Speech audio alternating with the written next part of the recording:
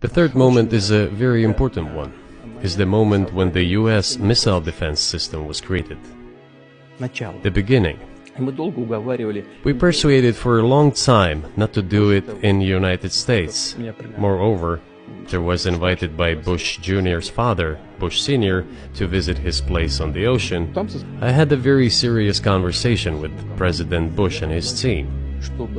I proposed that the United States, Russia and Europe jointly create a missile defense system that, we believe, if created unilaterally, threatens our security, despite the fact that the United States officially said that it was being created against missile threats from Iran. That was the justification for the deployment of the missile defense system. I suggested working together, Russia, the United States and Europe. They said it was very interesting. They asked me, "Are you serious?" I said, "Absolutely." Let me ask, what year was this? I don't remember. It is easy to find out on the internet when I was in the USA at the invitation of Bush Sr. It is even easier to learn from someone I'm going to tell you about. I was told it was very interesting. I said, just imagine if we could tackle such a global strategic security challenge together. The world will change. We'll probably have disputes, probably economic and even political ones, but we could drastically change the situation in the world. He says yes, and asks, "Are you serious?" I said, "Of course. We need to think about it," I'm told. I said, "Go ahead, please."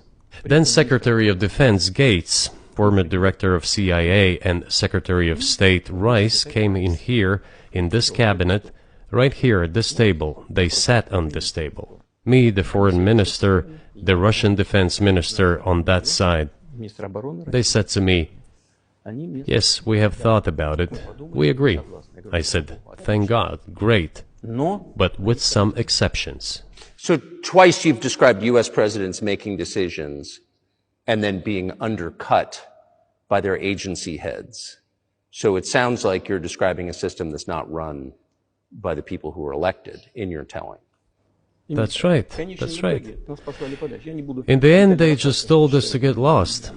I'm not going to tell you the details because I think it's incorrect. After all, it was confidential conversation.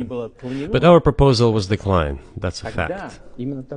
It was right then when I said, "Look, but then we will be forced to take countermeasures. We will create such strike systems that will certainly overcome missile defense systems."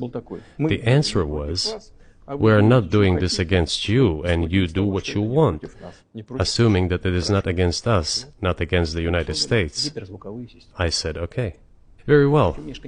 That's the way it went. And we created hypersonic systems with intercontinental range, and we continue to develop them.